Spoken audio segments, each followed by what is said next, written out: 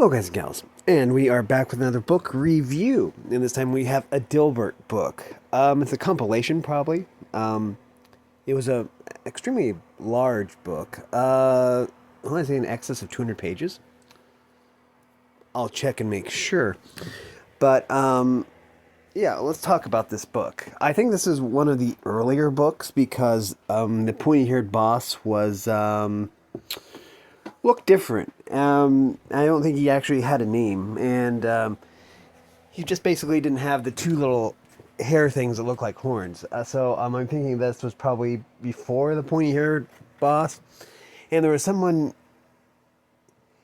else that looked like Wally, but they called him like Scott or something. So it was really interesting. But Alice was there, and might have even been before Catbert took over as human resources supervisor or whatever. But anyways, yeah. Oh, as for the length of this book, it is 224 pages. Now, this does have colored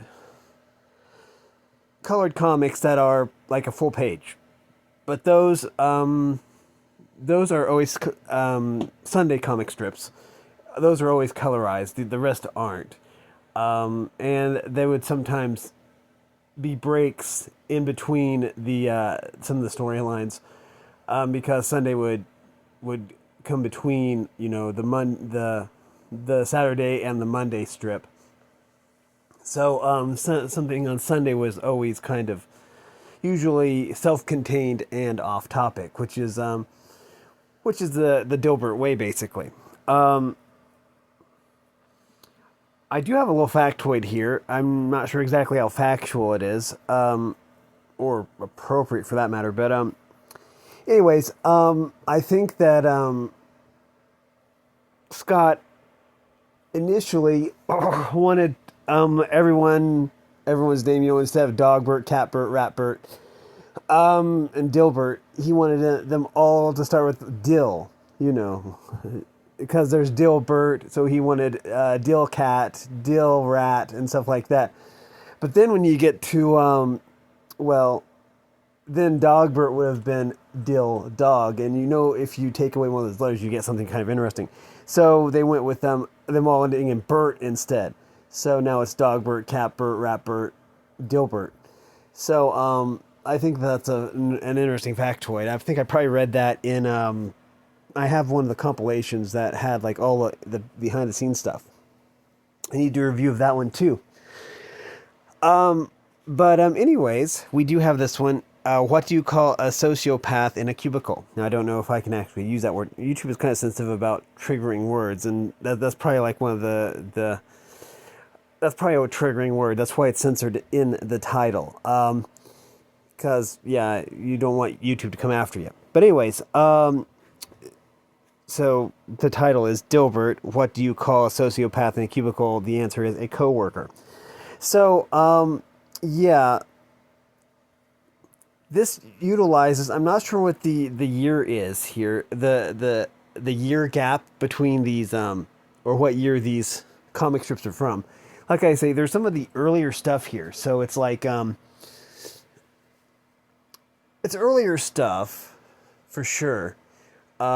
Some of the later books that Dilbert books I'm going to be reviewing will have more recent content, but some of it will always be recycled, especially the Sunday comic strips, because there's always some overlap here, especially with books that are close together, like Journey to Cubeville, and another one. I think Journey to Cubeville is the latest. Well, one of the latest ones from that set. Anyways, it's obvious you won't survive by your wits alone. Is another one, and it's kind of the one that I'm going to review after this one, because there's a lot of crossover there. So I think they're from about the same time period. Journey to Cubeville is I think a later one. But yeah, I think that the first instance of Wally, of us being Wally, is in here. But like I say, there is someone that looks like Wally, but he had a different name, like Chad or something. Oops.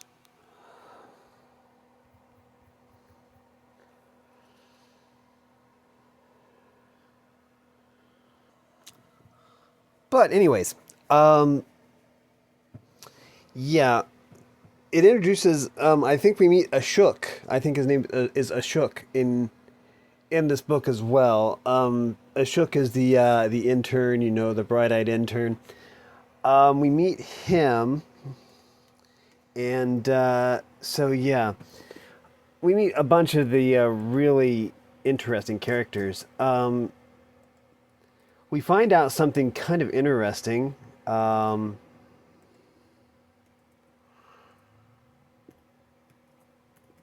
Okay, we meet. We learn something kind of interesting. We find out that Alice is so dedicated to work that apparently she was pregnant at one time, and she just didn't want to ask for time off because she was too dedicated to work. So she gave birth, I think, by the photocopier or something,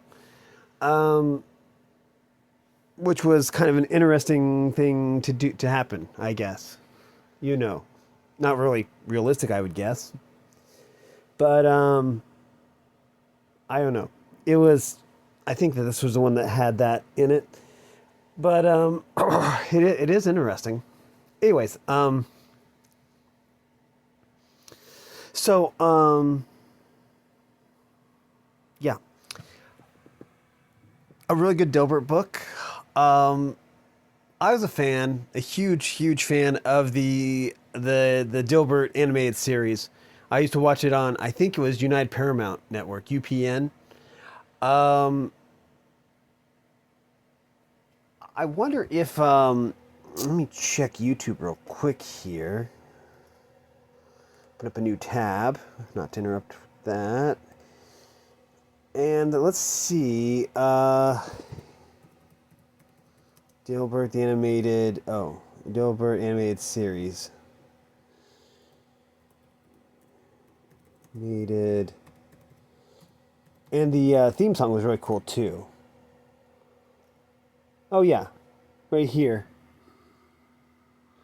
11 hours, 18 minutes, 36 seconds. There goes ding dong. Okay. Um, it was from 1999 to 2000. It was 2 seasons, and it's free on YouTube apparently. I'll be linking that in in the description. Of course, it's. I think it might be split up. Like what is it called? Time stamped. But I'm not sure because I haven't clicked on this. I actually own the DVDs, so I don't really need that, I guess. But anyways, oh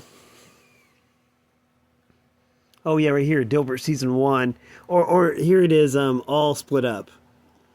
10 videos. Well, there were 10 episodes in season 1. Um, there's lots of playlists here of full season of full episodes. But anyways, yeah. But yeah, we meet lots of memorable, sometimes one-off characters, and there was one character named Tina who was she wrote technical engineering manuals or something, and she was really popular, or she gained popularity. She was a one-off character, but she was popular enough that it kind of had the Popeye effect, where they're like, well, everybody likes Tina. Let's make her more active in the comic, and that's kind of cool. But yeah, so yeah, I bet you probably didn't know that Dilbert had a TV show, but I loved that show when I was growing up. I would have been 23 when it came out. 22, 23. I think. Yeah, I would have been 22 or 23 when it came out in 1999 or through 2000. I don't think I ever saw the second season though, but I do remember the first season. There was a really funny scene. I don't remember exactly which season it was, but it was something about stocks or something, and Dilbert and Dogbert, they were all doing insider trading stuff. And out of nowhere, there's this woman who owned like all the stocks, like most of the stocks in the company. And she had this monologue about something about her dad having diabetes and hiding his insulin or something and burying it in the backyard while because he would eat all the snack cakes from this company or something. And it was hilarious. I'm not saying it as funny as it was. Oh. I'm not saying it as funny as it was, but yeah, it was a good show. But anyways, about this book, it's another masterpiece by Scott Adams, that's for sure. It's a book you should really check out. I think most libraries could probably get this. I'm not sure, but anyways, yeah. The adventures of Dilbert continue, and Dogbert, and Catbert, and Ratbert, and the dinosaurs. So yeah, there's also dinosaurs. But anyways, but yeah, when was this copyright? Excuse me. When was this copyright? Let me see. All rights reserved. 2002. So this is an older one. This came out after the show did. After the show had its run, then this book came out, I guess. But anyways, Dilbert's always in season. It's always a good season to laugh. One of my favorite things was this Dilbert comic a day calendar. I would read through that, like, once a year. I would just read through this Dilbert calendar I had. I don't even know where it is now. It's probably on the bottom shelf there somewhere. But yeah, that was like really fun because there's some really funny comics on it. But anyways, that is going to do it for this video. This needs to go live really soon, in just a couple minutes, and so I need to get it done. But anyways, this is, again, something I would highly recommend you check out if you are a huge Dilbert fan. Again, I'll link one of these things. I guess I'll see if the 11-hour thing, which is probably just someone took the DVD and put it on YouTube. I don't know. It's from 3 years ago, so I guess it's still, like, it hasn't been taken down yet, so I guess it's okay to post it, I suppose, or to link it in the description.